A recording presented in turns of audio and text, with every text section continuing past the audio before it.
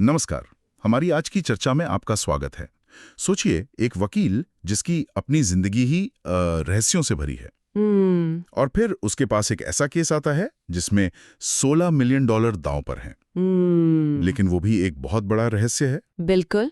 आज हम John Grisham के उपन्यास द विडो के एक हिस्से के जरिए एक ऐसी ही कहानी में उतर रहे हैं जहां हर किरदार एक राज छिपा रहा है। और यही बात इसे इतना दिलचस्प बनाती है। ये सिर्फ कोई कानूनी कहानी नहीं है। सही बात है। ये इस बारे में है कि लोग अपनी पहचान कैसे बनाते हैं, उसे कैसे छिपाते हैं और क्या होता है जब दो रहस्यमयी दुनियाएं आपस में टकराती हैं। हमारे जो मुख्य किरदार हैं साइमन, उनकी अपनी एक गुप्त दुनिया है और अब उन्हें एक ऐसी गुत्थी सुलझानी है जो पूरी तरह से रहस्यों पर ही बनी है। बिल्कुल। तो चलिए साइमन की दुनिया से ही शुरू करते हैं। ऊपर से देखने पर तो सब कुछ एकदम सामान्य लगता है। हाँ, एक छोटा सा लॉ ऑफिस और एक सहकर्मी है मटिल्डा, जिसे वो मनीमन टिली कहता है। 12 साल से उसके साथ काम कर रही है और एकदम परफेक्ट कर्मचारी है। हाँ, कुशल, समय की पाबंद, क्लाइंट्स को संभालने में माहिर। हाँ, लेकिन उनके रिश्ते की जो बनावट है वो बहुत कुछ कहती है। जैसा कि सोर्स में बताया गया है, ये रिश्ता पूरी तरह से पेशेवर है। बिल्कुल। सुबह ठीक 8 बजे काम शुरू, शाम को ठीक 5 बजे खत्म। वीकेंड पर कोई काम नहीं, छुट्टी के बाद कोई फोन नहीं। और उनके बीच कोई फिजिकल कांटेक्ट भी नहीं है। एक दोस्ताना हग तक नहीं। मुझे तो ये रिश्ता बड़ा अजीब लगा। मतलब 12 साल साथ काम करने के बाद भी इतनी दूरी। ये सिर्फ प्रोफेशनलिज्म है या साइमन किसी से भी जुड़ने से डरता है? ये एक अच्छा सवाल है। मैं इसे डर नहीं बल्कि नियंत्रण कहूंगी। नियंत्रण? हाँ, उसके लिए रिश्ते भी एक फाइल की तरह है। सुबह 8 बजे खुलते हैं और शाम 5 बजे बंद हो जाते हैं। लेकिन जो बात साइमन के किरदार को और गहरा बनाती है वो है उसकी निजी टिप्पणियां। जैसे वो मटिल्डा के डाइट ड्रिंक्स पर ध्यान देता है। अच्छा। ये भी नोट करता है कि उसकी वजन कम करने की कोशिशें काम नहीं कर रही। ये दिखाता है कि वो सब कुछ देख रहा है, लोगों का विश्लेषण कर रहा है, पर अपनी सोच और अपनी दुनिया को पूरी तरह से अलग रखता है। वो एक ऑब्जर्वर है, पार्टिसिपेंट नहीं। और यही ऑब्जर्वेशन हमें उसकी दूसरी छिपी हुई जिंदगी की तरफ ले जाता है। हाँ, बिल्कुल। ऑफिस के बाहर साइमन की दुनिया कैसी है? सोर्स बताता है कि वो अपने पत्नी पोला के साथ एक बड़े टकराव की तैयारी कर रहा है। और उसने ऑफिस के ऊपर एक सीक्रेट क्लोजेट बना रखा है जहां वो लगभग रह रहा है। शुरुआत में तो ऐसा ही लगता है कि शायद ये बस एक लड़ाई की तैयारी है। लेकिन जब आप बाकी तैयारियों को देखते हैं तो तस्वीर पूरी तरह बदल जाती है। मतलब ये सिर्फ एक लड़ाई की तैयारी नहीं है? बिल्कुल नहीं।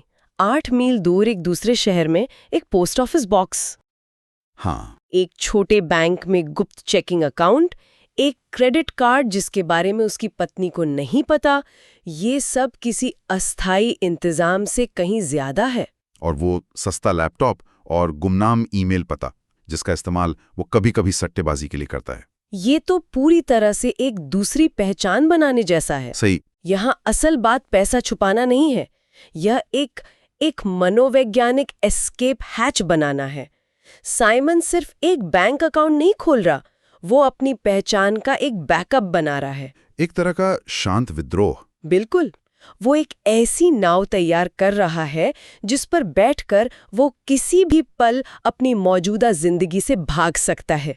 सवाल ये है कि एक आदमी को अपनी ही जिंदगी से भागने के लिए इतनी मेहनत क्यों करनी पड़ रही है? और इसी दोहरी जिंदगी के बीच उसकी पेशेवर जिंदगी में एक ऐसा केस आता है जो उसकी अपनी जिंदगी की तरह ही पेचीदा है।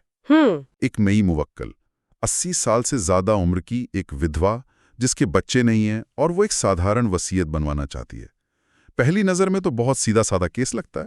लेकिन वकील की दुनिया में जो केस जितना सीधा लगता है अक्सर उतना ही उलझा हुआ निकलता है।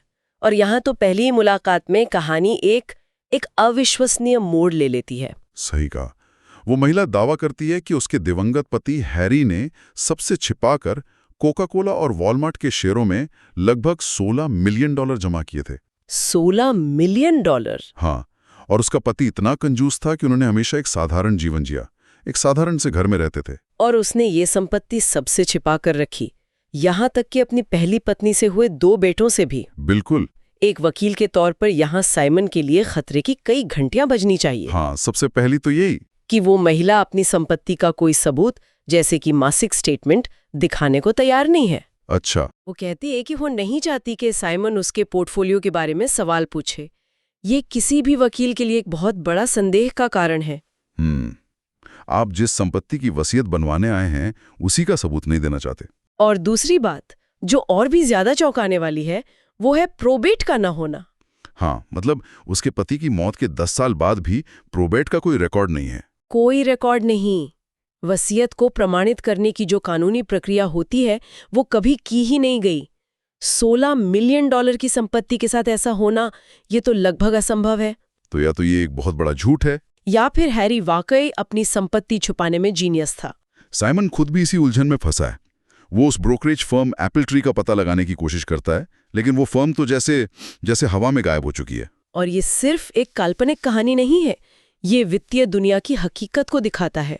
अच्छा। इदा जो दिवालिया हो गई, फिर कैलिफोर्निया के एक ब्रोकर ने, फिर न्यूयॉर्क की एक प्राइवेट इक्विटी फर्म ने, और फिर वो बैंकों के बीच विलय में कहीं खो गई। हाँ, ये बिल्कुल वैसा ही है जैसा असल में होता है।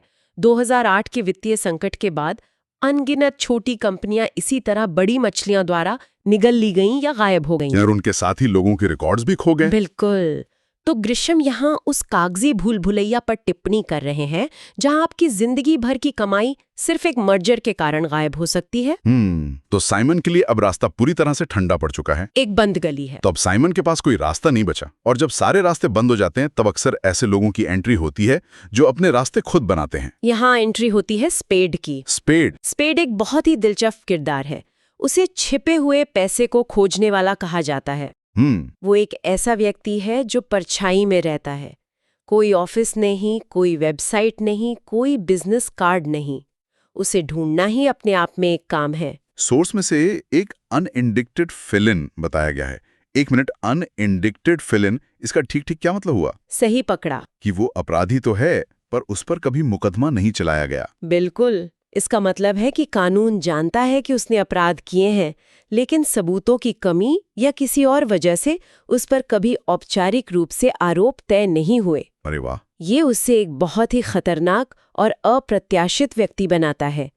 वो खुद को एक प्राइवेट इन्वेस्टिगेटर या फोरेंसिक अकाउंटेंट कहता है, लेकिन वो कानूनी दायरे के बाहर काम करता है। और उसकी खासियत है तलाक के बड़े मामलों में छिपे हुए पैसे ढूंढ निकालना। हाँ, अगर हम इसे बड़े परिप्रेक्ष्य से जोड़ें तो स्पेक्टर जैसे किरदार कानूनी और वित्तीय दुनिया की खामियों को दर्शाते हैं।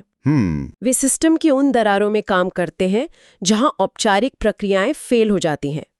जब साइमन जैसा वकील एक बंद गली में पहुंच जाता है तो उसे स्पेड जैसे किसी व्यक्ति की जरूरत पड़ती है जो नियमों को तोड़ने या मोड़ने से नहीं डरता। उनकी मुलाकात भी किसी ऑफिस में नहीं बल्कि चब्स नाम के एक बार में होती है। हाँ, और उनकी बातचीत शुरू से ही बहुत रूखी और तानों से भरी होती है। जब साइमन फोन करता है तो स्पेड चिढ़कर कहता है, ये जरूरी होना चाहिए। ये दो अलग अलग दुनियाओं का टकराव है। साइमन जो नियमों से बंधा एक वकील है, और स्पेड जो नियमों के बाहर जीता है। हाँ। मुलाकात के दौरान साइमन उसे केस की सारी जानकारी देता है। 80 साल की विधवा, $16 मिलियन और एक ठंडा पड़ चुका रास्ता। और वो जानकारी के बदले उसे $500 कैश देने का वादा करता है। लेकिन यहीं पर एक बहुत ही दिलचस्प घटना होती है। हाँ, बास्केटबॉल की शर्त। बिल्कुल। बार के टीवी पर ड्यूक और जॉर्जिया टेक का बास्केटबॉल मैच चल रहा है। ड्यूक देश की नंबर 2 टीम है और जॉर्जिया टेक का तो रिकॉर्ड ही हारने का है। तो कोई भी ड्यूक पे ही पैसा लगाएगा। हाँ, साइमन भी यही करता है। लेकिन स्पेड हारने वाली टीम जॉर्जिया टेक पर $500 की शर्त लगाता है। ये तो पागलपन लगता है। वो जानबूझकर हारने के लिए शर्त लगा रहा है क्या? नहीं, ये पागलपन नहीं है। ये बास्केटबॉल की शर्त, ये महज एक शर्त नहीं है, ये स्पेड का विजिटिंग कार्ड है। अच्छा। वो साइमन को बिना कुछ कहे ये दिखा रहा है कि जिसे सब हारा हुआ मान लेते हैं, मैं उसी में जीत ढूंढती हूँ। वो साइमन को ये समझा रहा है कि दुनिया वैसी नहीं चलती जैसी कागज पर दिखती है। और हुआ भी वही। जब स्पेड बार में पहुंचता है तो जॉर्जिया टेक 14 अंकों से आगे होती है और खेल के अंत में जॉर्जिया टेक जीत जाती है। हाँ, साइमन $500 हार जाता है चुपचाप। बिल्कुल। और ये शर्त स्पेड का एक टेस्ट भी थी और एक सबक भी। वो देख रहा था कि साइमन अपनी हार को कैसे स्वीकार करता है, और साइमन चुपचाप उसे कैश दे देता है। तो वो $500 सिर्फ एक शर्त नहीं थे? नहीं वो स्पेड को काम पर रखने की फीस की पहली किश्त थी, एक सबक के रूप में। ये उसे याद दिलाती है कि स्पेड की दुनिया में जो सतह पर दिखता है वो हमेशा सच नहीं होता। या एक चेतावनी भी है और एक वादा भी कि वो उस केस में भी सच्चाई देख सकता है जिसे साइमन एक धोखा मानकर चल रहा है। सही कहा। स्पेड की जीत इस विचार को पुष्ट करती है कि वो वाकई छिपी हुई चीजों को खोजने में माहिर है, चाहे वो एक बास्केटबॉल खेल का अप्रत्याशित नतीजा हो या $16 मिलियन की छिपी हुई संपत्ति। तो इन सब का क्या मतलब है? हमारे पास एक वकील है साइमन, जो खुद एक दोहरी जिंदगी जी रहा है। अपनी पत्नी से बचने के लिए उसने एक पूरी गुप्त दुनिया बना रखी है, और अब उसने एक ऐसा केस ले लिया है जो या तो $16 मिलियन का जैकपॉट है या फिर एक बहुत बड़ा धोखा। ये केस उसकी अपनी जिंदगी का प्रतिबिंब है, सतह पर कुछ और अंदर कुछ और इस सच्चाई का पता लगाने के लिए उसने एक ऐसे व्यक्ति स्पेड को काम पे रखा है जो खुद रहस्यों से घिरा हुआ है। एक ऐसा आदमी जो कानून के दायरे से बाहर काम करता है। तो यहाँ असली तनाव सिर्फ इस बात का नहीं है कि पैसा असली है या नहीं, असली तनाव रहस्यों का है और वे एक दूसरे से कैसे टकराते हैं।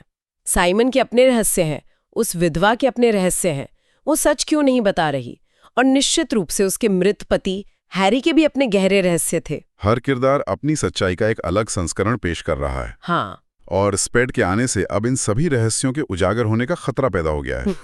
एक रहस्य को सुलझाने के लिए एक और रहस्य को काम पे लगाया गया है, और यही इस कहानी को एक साधारण कानूनी थ्रिलर से ज्यादा बनाता है। यह भरोसे, धोखे और पहचान की कहानी है। क्या साइमन स्पेड पर भरोसा कर सकता है? झूठ को पकड़ पाएगी? और सबसे जरूरी, क्या साइमन के अपने रहस्य इस केस की वजह से बाहर आ जाएंगे? ये हमें एक बहुत ही दिलचस्प विचार के साथ छोड़ जाता है। जब कोई व्यक्ति अपनी दुनिया रहस्यों पर बनाता है तो क्या होता है जब उसे किसी और के रहस्यों को उजागर करने के लिए एक और रहस्यमयी व्यक्ति पर भरोसा करना पड़ता है? धोखे की ये श्रृंखला कहाँ जाकर खत्म होती है? क्या एक रहस्य दूसरे रहस्य को उजागर कर सकता है, या वे बस एक दूसरे में उलझकर एक और बड़ा झूठ बना देते हैं?